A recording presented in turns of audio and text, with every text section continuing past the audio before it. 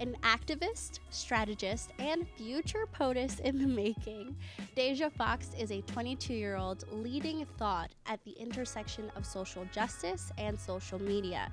She is the founder of Gen Z Girl Gang, a student at Columbia University, and a digital creator with Ford Models who got her start advocating for reproductive justice after experiencing homelessness in her teenage years. At just 19, she worked for Kamala Harris as the influencer and surrogate strategist and became one of the youngest presidential campaign staffers in modern history. Deja, I'm so happy to be here with you today. Happy to be here. I have to say, I'm really excited to speak with you because I have followed you on TikTok and I am just so excited to talk about you and your career. Let's just jump into it from the beginning. So I'm a young woman and you're a middle-aged man. I'm a person of color and you're white. I come from a background of poverty and I didn't always have parents to guide me through life. You come from privilege. So I'm wondering, as a Planned Parenthood patient and someone who relies on Title X, who you are clearly not, why it's your right to take away my right to choose Planned Parenthood and to choose no copay birth control, to access that. So if you can explain that to me, I would appreciate it. In a now viral video, you asked then Arizona Republican Senator Jeff Flake one simple question, and it's, why would you deny me my American dream? That's a big statement. Big questions, right? Probably super nervous to ask that even. And then you asked him later to support your local Planned Parenthood. Yeah. How did that moment feel and it going viral? How did that shape what you're doing today? That's a great question. The moment happened multiple times, right? In some ways, it happened the day I asked him that question, and then it happened again the morning when I woke up and I realized millions of people had seen it. And so those were almost two distinct experiences. And so the first one was this experience of tracking down my senator, who in a lot of ways was running away from his constituents, to ask him, to put to him this question, that why was he as a white man making decisions about me and my body without ever having consulted, without having sat in community with us, right? Denying me access to the services, the medical services I needed to once again take control of my body and my future. And so in that moment, I looked him eye to eye, face to face, and asked him this question, person to person. And that was empowering in a lot of ways. But I think the experience the next day of waking up and millions of people having engaged, watched the video, and catapulted me from having lived a private life in some ways to a very public life was so jarring. And I think it's an experience that a lot of teens are coming to know because of these explore algorithms. For you pages are coming to know the experience of virality. I was just 16, so I was very young. I was still a child, in fact. Right. And the media didn't always treat me that way. And so I had to grow up pretty quick. The next day I was live on CNN. The Washington Post called me the new face of Planned Parenthood. And I was sitting in offices in D.C. lobbying on Capitol Hill. And so I think in a lot of ways, I rose to the challenge, and for that, I'm grateful. But it didn't happen without work behind the scenes, right? It happened because every week I showed up to those school board meetings and I practiced telling my story, and I grew what I was comfortable sharing. I grew my skill set. I had organizers behind me who were helping me learn how to tell my story of self, understand the media. And so it really was a team effort. It was organizing. And to any young people who are interested in using their story as an agent of change making, I would give them the same advice which was given to me, which is to share what is uncomfortable but not unsafe. And I think when we're thinking about our safety, particularly young people, particularly youth as storytellers, we need to be thinking about who we're sharing it with, why we're sharing it, how it's being shared, and then also thinking about, how uncomfortable and unsafe expands and contracts sometimes. You started an organization called Gen Z Girl Gang. Yeah. What do you guys do, and how have you used your experiences in terms of activism and peer education? How have you used that to kind of jumpstart Gen Z Girl Gang? Yeah. So Gen Z Girl Gang was born out of the experience of moving from Arizona to New York City. I go to Columbia now. I'm the first in my family to go to college. And so when I moved here, I really had to redefine what community meant to me. Community to me had always been the people that lived around me, right? It was my neighbors, it was my friends, it was my peers, it was the people I grew up around. And then being dropped into this campus, which was incredibly wealthy, incredibly white, I realized that the people who lived, down the hall from me, the people that were geographically close to me were not necessarily the people I felt most in community with. And that in fact, the people that were sustaining me, who were, protecting my personal and professional well-being were oftentimes women, non-binary folks who I was connecting with online, who I was maintaining relationships with through social media. And so Gen Z Girl Gang was born out of that experience and the knowledge that this is the first time in human history that has ever been possible, to connect with anyone, anywhere, anytime. And I believe that teen girls are at the front of that revolution, that we know social media platforms are built for profit, right? That is their intention. But that teen girls are doing this really cool, interesting, subversive work to make them community building platforms, to use them to say, I live in a town where no one looks like me, no one loves like me, no one thinks the way that I do. And so I'm going to go out and find a community who does. And I think that's incredibly powerful. I look at the work that young girls are doing to create fandoms, and sell out stadiums and take on monopolies even, right? Like they are doing important work. And I think that it often gets swept under the rug because they are young women. And so Gen Z Girl Gang is about celebrating that work, saying that it is serious strategy building. And it's also about sisterhood. Really at our core of our mission, it's about redefining sisterhood and building a vision in which we don't see our success as this oppressive, top-down, climb on each other to get ahead model. We recognize that for us to get ahead, it's really about pulling each other up, and that it's about the work that women have done behind us to create a seat at the table so that way we can continue building and changing the world that we live in. So that's Gen Z Girl Gang. We've done some really incredible programming and partnerships. And it is, in so many ways, my passion project. It's what I do with my friends, and I love doing it. Congratulations on that. And thank you. And Gen Z Girl Gang is a group that represents representation and seeing yourself in media. Totally. You also mentioned that you're a student at Columbia. Yep. And you took your sophomore year off to join Kamala Harris for the People, the campaign, full time. And you were the influencer and surrogate strategist. Where you led this campaign called #This is what a president looks like. So sweet. Please tell me about that and what that experience was like for you in terms of the power of representation.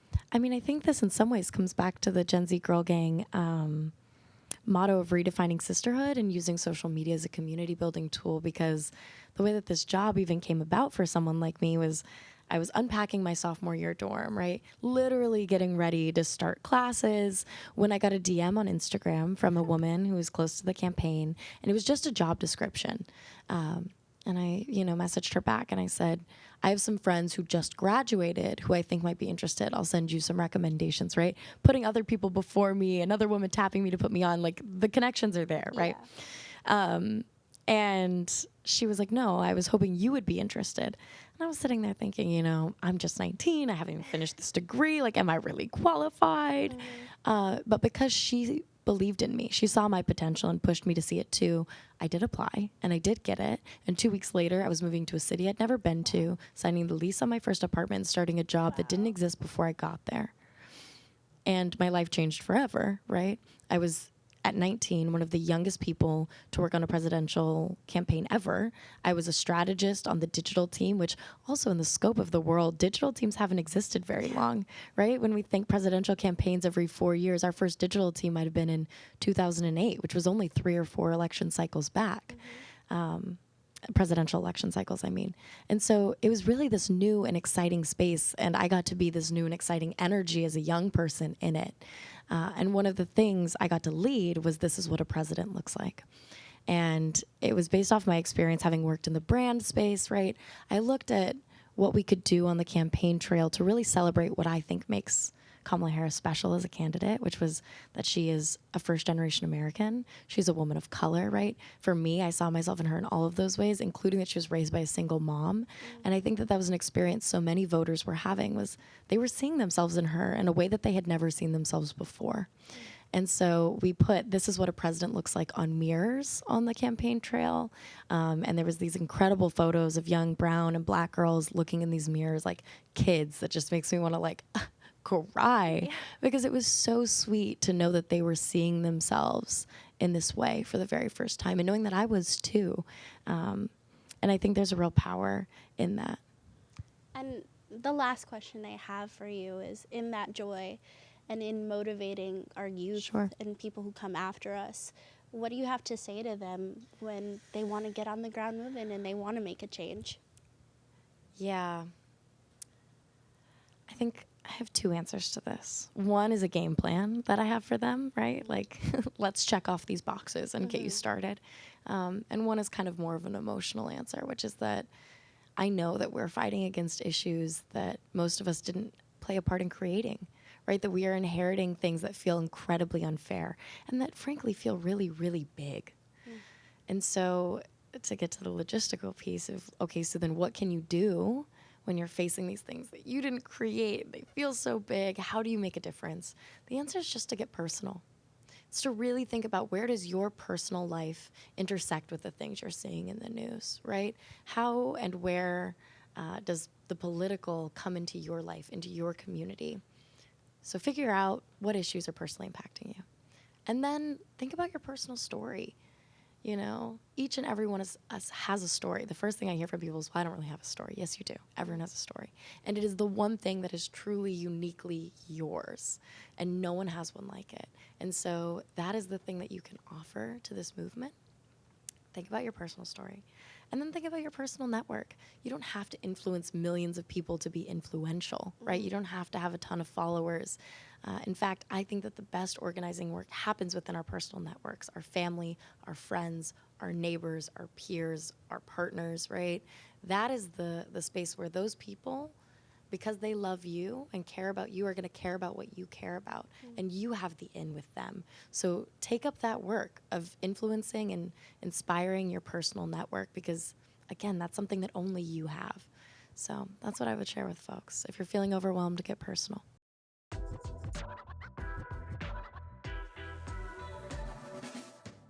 Can any of you think of a moment of joy that was like, I'm so proud of this, and this moment was birthed out of a place of struggle or oppression, but joy came out of it, and I was able to showcase joy?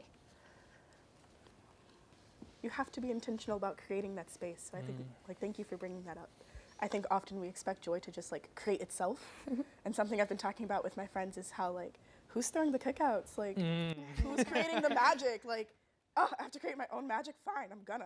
Exactly. But, like, we have to create it ourselves. You have to do it with intention. Like, it's not gonna just appear all the time. Yeah. I also, I was thinking about where I invest my time and my energy, and investing it in joy, or the things that bring me joy. And what I found in this work, especially my electoral work, is like, I'm gonna take L's. Like where we're at right now in terms of reproductive freedom, like on paper, is further behind than when I started, which is like a hard pill to swallow. And in that space of grieving, because I've been doing a lot of grieving over the last few months, grieving the work I had put in, grieving the work other people had put in to get us ahead, grieving, for the people who now have lost access, who might need it. I've been recentering myself and reminding myself that even when we take L's, when we don't hit our target or our metric or win an election, that when we invest in people, we never lose. Ooh. And so when I invest in the leadership of someone around me, when I invest in someone's well-being, when I invest in their storytelling capacity, right, when I invest in their joy, that's the kind of things that create these sustainable movements that continue to move forward. And that they take those skills and they go elsewhere. They take that energy and they put it into something that I may never see. And I think that that's joyful work, is to invest in people. Yes. As we're on the topic, I posted on my birthday, actually, the day before my birthday, I posted a photo of Dr. King that was sent to me by a close friend. I won't mention their name, but I was feeling guilty for enjoying my birthday. I was feeling guilty to have had the privilege or access to be in Rio, by the way. It was absolutely beautiful. The beaches, the mountains, everything was absolutely beautiful. But I didn't even want to share that on social media because I felt guilty about being there. And it was because I was in the midst of such important work. And I'm like, who am I to step away from this and take a week to experience joy, right? I didn't feel worthy of it. But my friend reminded me that leaders like MLK also enjoyed that time. And so I posted a photo of MLK that isn't really shared. It's actually a colored, one of the few colored images that we see today of him like literally sitting like this against a pool, shirtless, just like vibing. And I'm like, I want to be that, right? I don't just want to be the MLK marching down Washington, right? I also want to be the MLK at a beach relaxing and in a pool hanging around with friends, because that makes the wholesome experiences that are our lives, right? That's reality. Tanya Marie Giordani is a social impact strategist based in Harlem. She is the founder of Nourish NYC, a community organization dedicated to building and practicing a holistic approach to community care by centering the needs of Black, queer, and trans New Yorkers. Currently, she is fundraising to open the Cloud Room, a cafe and community center in Harlem, to continue Nourish NYC's work. Tanya, thank you for being with me today. I'm so excited to speak to you. Thank you. Let's just jump into this. Okay. So, one of the things when I was researching you was you became very active during the 2020 Black Lives Matter, that wave of protest. And that was kind of the moment where you kickstarted Nourish NYC. Tell us about what you do. The journey has been long. Give me the We are in whole a different journey. place now. So like you said, Nourish started in 2020 during the George Floyd protests. I went out. I was not supposed to go out. I'm extremely immunocompromised. And I realized that people's masks were ineffective after about 45 minutes because it was so hot.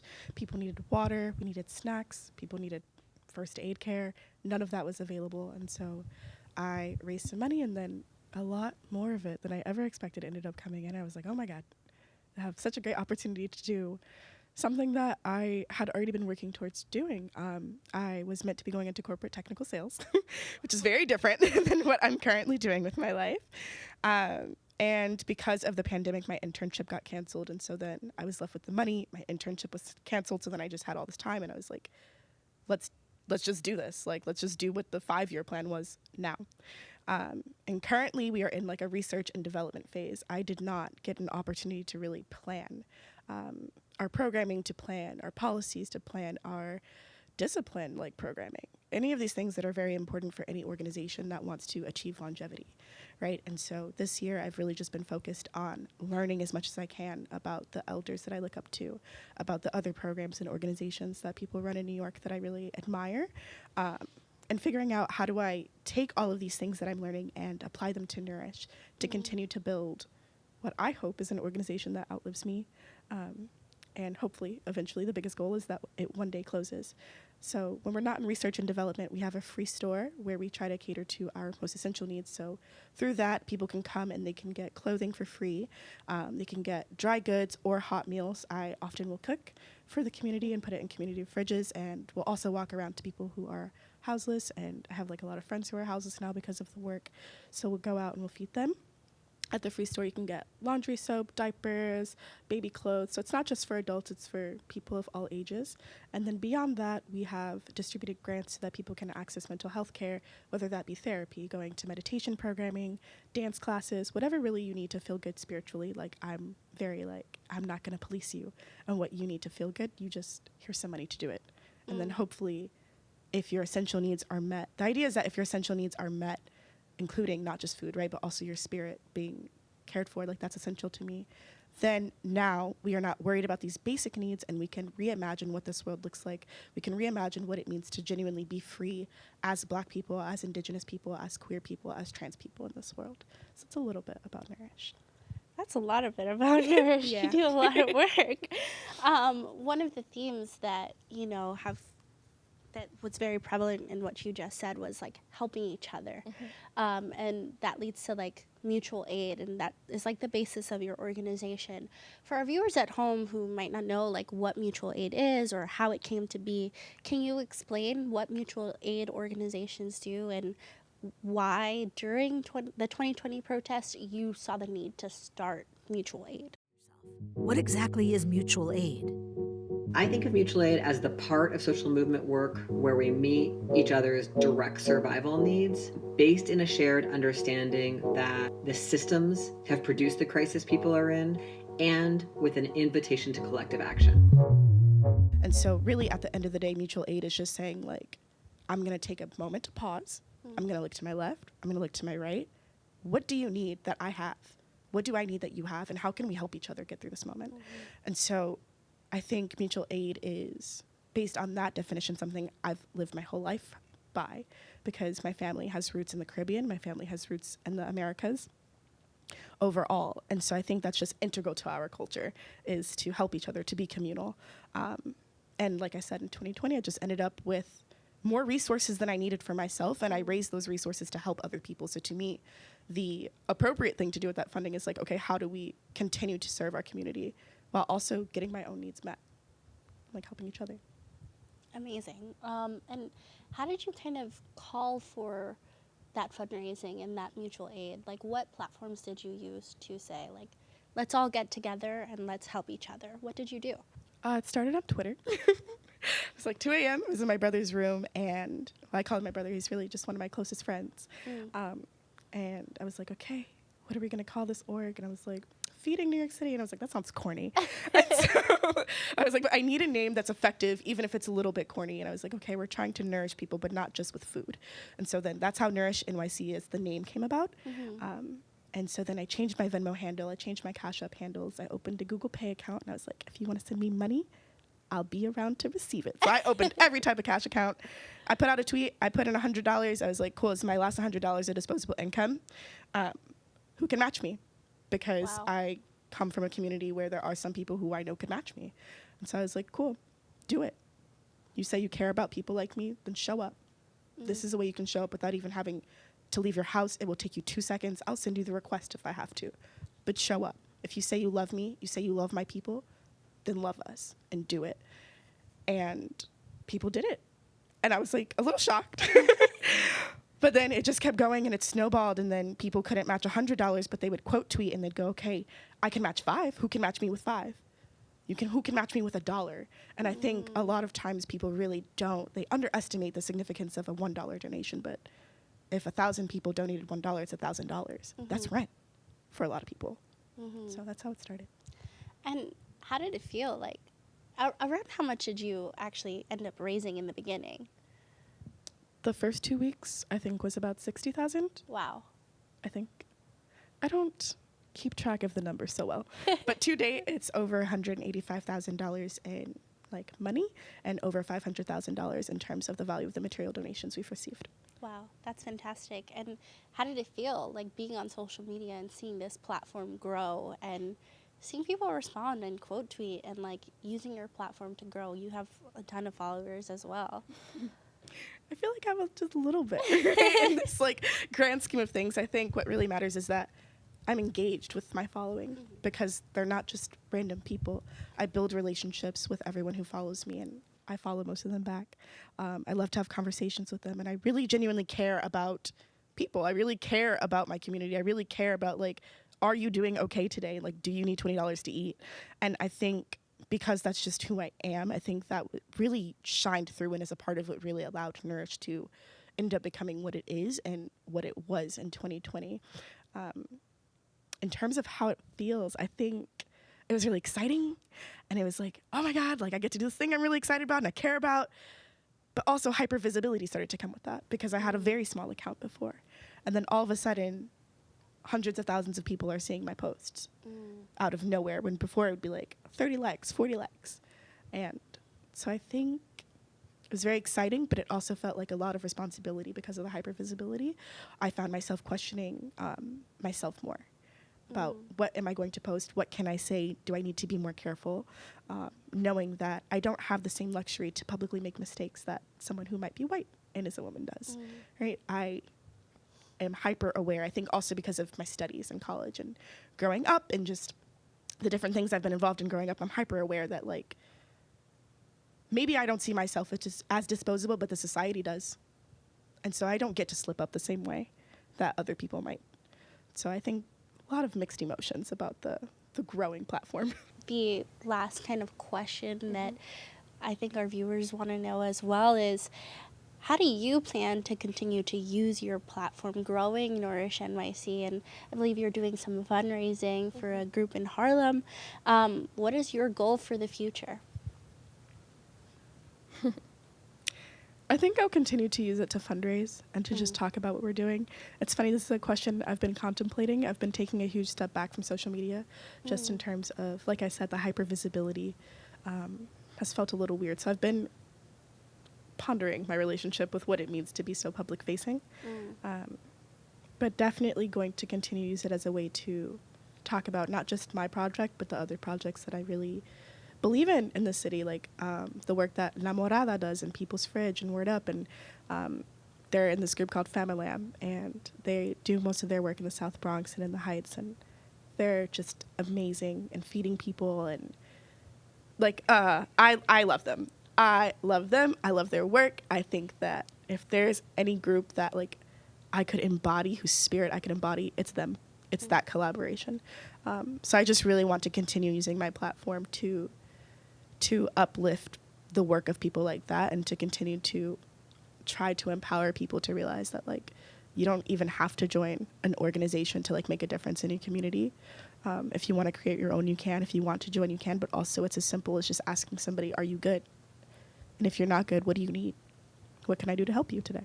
Tell us a little bit about the Cloud Room and what the goal is for that. Yeah, so the first step in the Cloud Room is actually this bigger plan. My old team and I, we like sat down with like 12 pages of a notebook, just every single line filled out with everything we want to do. We want to buy a block, and we want to build like an entire community. But the first step is going to be this cafe, and the idea is that through the cafe we can continue our work addressing food insecurity. I do work with a school in the Bronx and West Farms, and around 90% of the kids there are food insecure, and so I really would love to be able to provide quality meals that are like culturally aware for them and their families when they are not able to get access to like free lunch and breakfast through the school programs, or honestly to even be able to hopefully like fill that gap in like creating food that they're excited to eat. And so the cafe would serve as a place not just to like bring in income to become a sustainable project in that way, but also to provide meals for our community and to allow other organizations and people who want to cook and to create for their communities to come in and use that space without having to worry about jumping through all of the different hoops that you have to jump through when you're opening a business like that. And then beyond, it's going to serve as a space for not just Nourish to host programming, but like I said, for anyone in the community to come and use it as a third space to, if they're a small organization and they don't have a home, they can come and they can use our space to organize, to have meetings, to host their events, to come fundraise for them. So just really hoping for it to be a solid space for queer Black people. There's not a lot of organizations that target the ages of like 18 through, I would say, 40 in general. Most funding goes to groups that are targeting children who are under age 10, and it goes to the elderly. And that's amazing, but we have this whole demographic that's falling through the cracks. Where are we supposed to go? Everywhere I hear people around in my age group, I'm 24, talking about how they're having such a difficult time making friends because they don't have space to make friends. Or uptown, where's the queer club scene? All of that's in Brooklyn. It's all in Bushwick and Bed-Stuy right now. And that's amazing. But should we have to travel 2 hours on the train each way to be able to go and party and be safe? No. And so the Cloud Room is meant to be a space for all of this and to continue to build and hopefully just empower people to come through and have a good time in their neighborhood without having to travel 2-3 hours each way to do it. I'm wondering, in your opinion, what does being a role model in this digital age mean? Yeah. And everyone feel free to hop in, because I know you all utilize social media to uplift your own platforms. What does that mean to you? Yeah, I mean, when I think about what I want to be in this life, there's like people want to be astronauts and doctors and all this. But there's nothing I've ever wanted to be more than a good role model. And social media has in so many ways offered me the opportunity to do that. I get DMs all the time from particularly girls that live in cities where people like don't look like them, don't live like them, right? Who don't have access to folks that think the same way that they do, or maybe haven't shared their experiences, but share some of the ones that I've been able to vocalize, and who see themselves in me in some way. And not only see themselves in me, but then in doing that, see themselves in the possibilities I've created, right? In the futures that I've been able to live on their behalf in some way, that they now maybe see themselves as being the first in their family to go on to college, or maybe, to take up a role on a presidential campaign, or to just exist freely, right? And like have that meal with their friends, whatever that may be. And yeah, I mean, it's in some ways daunting work because it means bearing yourself publicly, right? Just being who you are in public, and that leaves me vulnerable often. But I guess that is kind of the point, right? And I thank social media every day for being that tool that allows me to connect and to be a storyteller at scale, and to share myself with people who I might not otherwise be able to. There's a beauty in vulnerability, and for sure. And there's something about being vulnerable that we all face because we're all so digitized, and we're all like, we get to curate what we show people. So I think there's a beauty in sharing your vulnerability.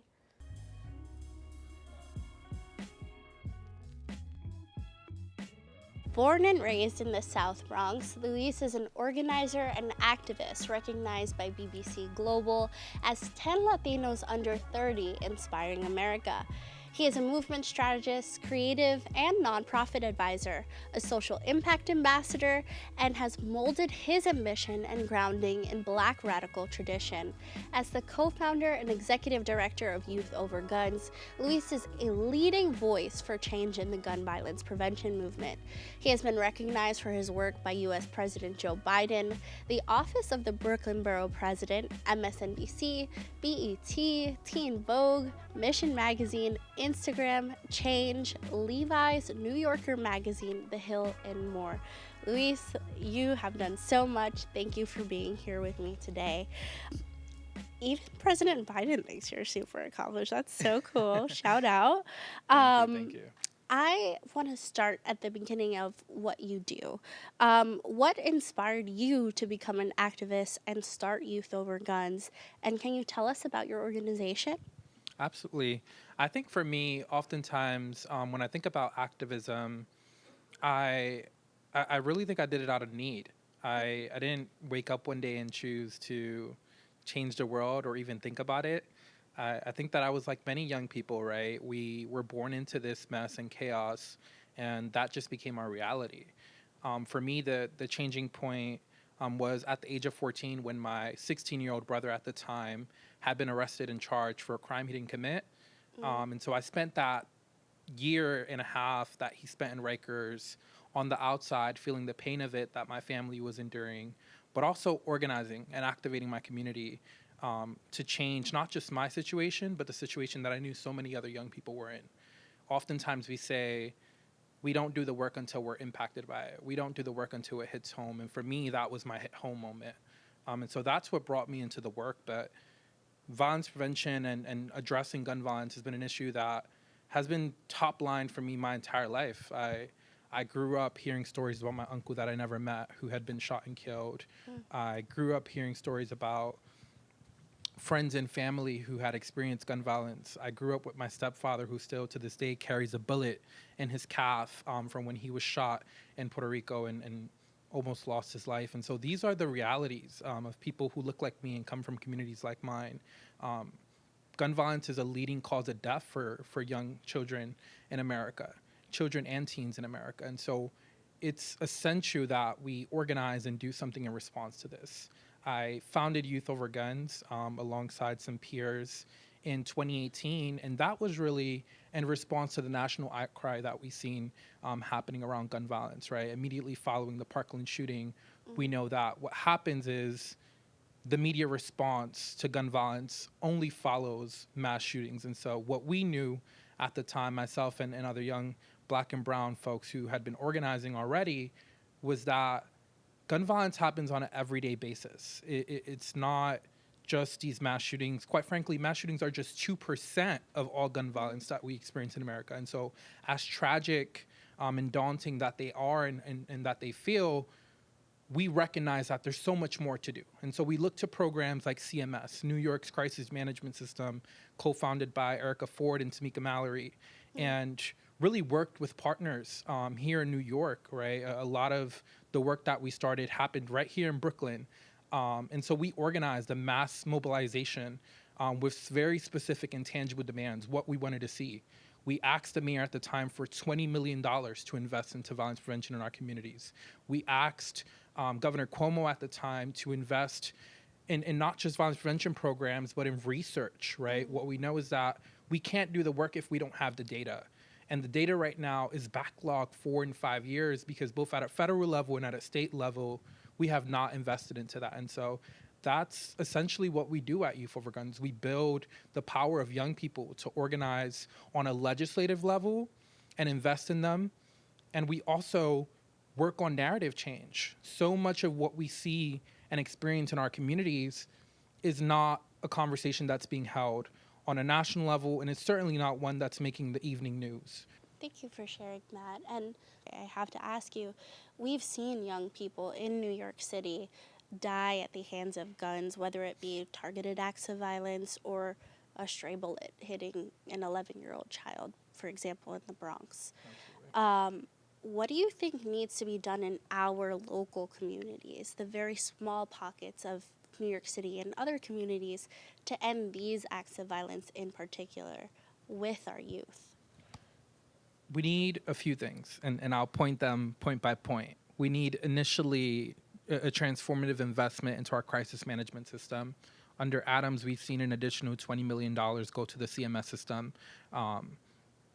These are community-based nonviolence organizations that are hiring interrupters to literally step in front of guns and bullets in our communities. They put their lives at risk every day to protect the children that walk the streets in their what they call red zones or target areas. And so we need continued investment in programs like those. But we also need our community to be more aware and more vigilant, right? I often hear from my mom stories that if somebody was doing something outside and she was out there hanging around, her vecina was going to call her mom and tell her, come get her, or call her to go upstairs, right? We're not aware or even careful about other people's children, about what's going on in our communities, and we need to be, right? We can't continue to live in our silos. And so the second part is we need to infuse community back into community. We no longer have a sense of connection with one another.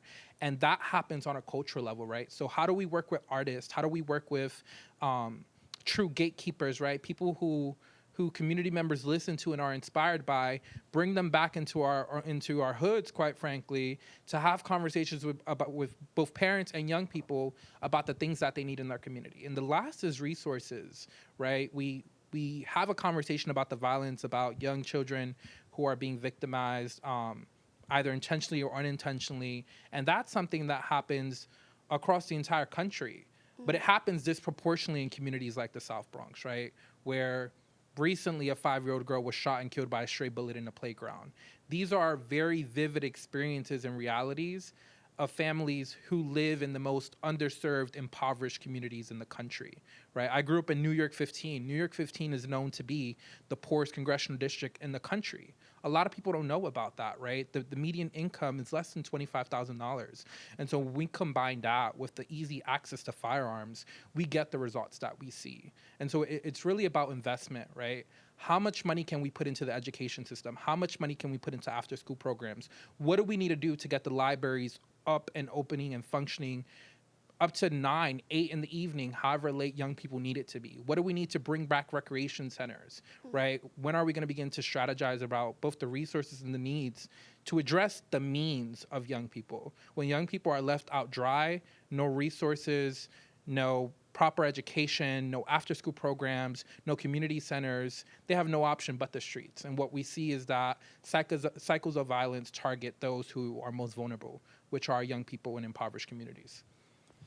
Definitely. And what would you say to changemakers in the communities, to our local representatives, about working with youth in terms of ending gun violence and targeting gun violence prevention? Yeah, I tell them to get involved and play their part, right? My mentor, Carmen Perez, often tells me there's a lane for everybody. And that's something that she gets from her basketball coach. But that could be applied around the entire city, right? When I think about the role of a city council person versus the role of an assembly person versus the role of our mayor, our chancellor, everybody has a role to play. And so if folks actually stepped into that and put on their thinking caps around how we prevent violence in every aspect of the work that we do, we'd see transformation. I think what has happened is that there's a narrative and a concept that violence is ultimately connected to the criminal justice system. And the only way to respond and address violence that we see in our communities is through the criminal legal system. And that's been the biggest fallacy and downfall for our local communities here in New York, right? Because the reality is that this is a public health issue. It's so much bigger than someone and whether or not they had access to a firearm, whether or not they bought it illegally. What we know is that children are dying, right? What we know is that what we see, the statistics, the stories, the anecdotal evidence that comes from places like the South Bronx is happening on a nationwide level. And gun violence is now the leading cause of death for children and teens in America, right? But that's seen differently in our communities. And so if our city council representatives showed up every day, and whether or not they sit on the public safety committee, made it their intention that day to work on solutions to address violence, we'd see change. If our mayor showed up every day and made it his priority to address violence, we'd see change. And if we change the concepts in which we address violence, we'd also see change. Immediately in response to what was unknown for at least my generation, Generation Z, a global pandemic, we've seen wraparound response and services and money and investments towards addressing COVID-19. We have not seen a similar response to gun violence, and that's an epidemic that's just as large and just as vivid in our communities. We're losing over 40,000 people every year to gun violence. And in our local communities, young people are losing their lives at the age of months old, right? We've seen a 1-year-old shot in the head in Brooklyn. These are the realities of our community, and everybody has a role to play. And so step in your lane, right? I welcome them and invite them to do what they can with the capacity and the space that they have.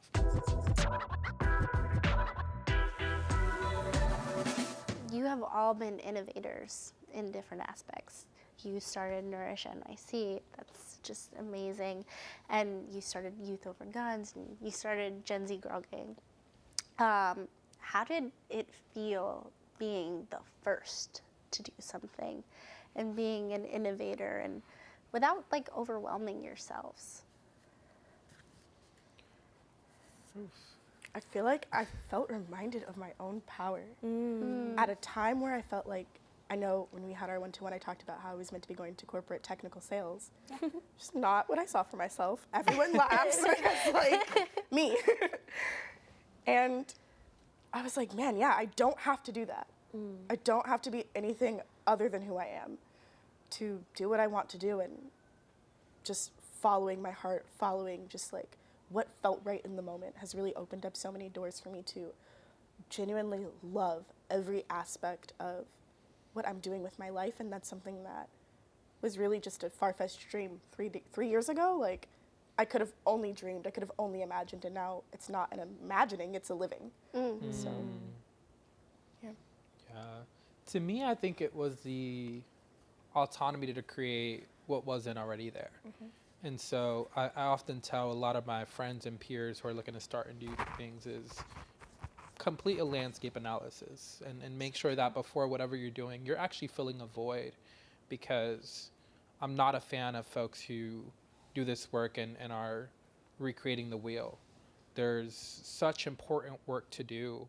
And as long as you're filling a void and utilizing whatever you're creating to elevate others, I think it's beautiful, right? And so to me, co-founding Youth Over Guns with other incredible leaders wasn't about creating another nonprofit in the violence prevention space. It was about owning our space, right? As young Black and brown people. It was about creating a nonprofit, an organization that could actually have impact, right? Not about how much donations we collect, not about how further we could push the nonprofit industrial complex, but about the scale and the impact and the transformation that we could actually have. What does it look like to transform policies state to state, base build with young people in all different kind of communities with as little resources as possible, right? And so sometimes it looks like showing up in meaningful ways and supporting those who are already doing the work. The last question I have for you, because today is about change and community and honoring Dr. King, what advice do you have for the young people, the people who come after us, even though you're all young people, but what advice do you have for kids who might be watching this and thinking, I'm inspired today and I want to make a change? Are you a great seamstress? Well, people need clothes all the time. And people need mending skills, right? Like, I'm working with a seamstress right now, and one of the things that is just so amazing about her and I love is this has, like, being a seamstress has become a way for her to support herself and her family. And through a grant that she received, she's now empowering other women in Bushwick to become entrepreneurs by becoming seamstresses. This isn't just great for them economically and great for them in terms of being able to support their families, it's great for the environment. Instead of throwing away a shirt, now you can take it to her and get it mended for $5, $10 instead of paying $40 to get it mended or paying $50, $60, whatever it is going to cost for a new shirt. You get to keep that item that you love. You get to get more use out of it. It doesn't need to go back into a landfill quite yet. And so, like, if you are at home, you know, and you have that skill, then share it, whatever that skill may be. There's a use for it. Just figure out a way to use it. Yeah. I mean, I think that really is the message, right? That each and every one of us has skills and talents, and that your work might not look like mine, and that's perfect. That is how it's meant to be. That's what's needed. Exactly, right? That each of us has a place that we can fill, and that your talents, your gifts are what we need, right? Like, if you're an amazing photographer, pull up to, you know, take photos. If you're a great graphic designer, offer to do something for a local nonprofit. If you're the vibes coordinator, keep people positive. Exactly. Like, it's necessary. If you feed people, I got into this work by cooking. I love to cook. I'm restarting my food blog soon. Yes. I'm so excited. I will be following along. Yes, please do. Come and eat the testing recipes. Like, I would love to. you know, I think I got into this by just doing what I love and by listening to myself. Listen to yourself. Like, you are powerful. You are amazing. You are everything. We are all everything we need to be to get through the moment that we're in. And we're going to keep being what we need to be to get through it. So, like, just very, very heavy on getting where you fit in. Absolutely. The word that's coming to the tip of my tongue is dare. Dare to be it. Dare to do it. Dare to create the life that you want to create. Dare to enter the rooms that you were told you couldn't. Dare to do it all. And for me, showing up every day is an act of resistance simply because I choose to be audacious everywhere that I go, right? I choose to be my whole me, right? I choose to show up and speak with my chest and not be afraid of the repercussions. And that's a privilege, but it's also one that it's something that I've chosen to take on because that's how I live my life. And I'm able to feel fulfilled, right? I think so often, as Deja was saying earlier, this work could be dreadful. And I flip that on its head and allow it to feel fulfilling by saying and doing the things I want to do without really care or regard for what, I'll say opposition for the least, may feel about what I have to say. And so to anybody watching or tuning in and wanting to get engaged or activated, dare to do it. It doesn't matter who's telling you what to do. I mean, for the first couple of months of me like protesting and showing up and being on the streets, I had people from all different parts of my family calling me like, I saw you on the news, why are you there? It's dangerous, it's violent. And for me, I kept showing up. I didn't listen to those voices. I kept my eye on the prize and literally muted all of it. And when we cancel out the noise and dare to do exactly what we want to do, those are the moments, right? It's that opportunity in chaos. It's that opportunity to create a spark where it's a complete room of darkness. Absolutely. I just want to say thank you, Tanya, Deja, Luis, for all the work that you do and will continue to do to make the world a better place. We all need a better world and the world to be a better place. I just want to say thank you to the Apollo Young producers for hosting this community meetup. Let's give them a round of applause. And I just want to say, everyone, please check out Gen Z Girl Gang, Youth Over Guns, and Nourish NYC.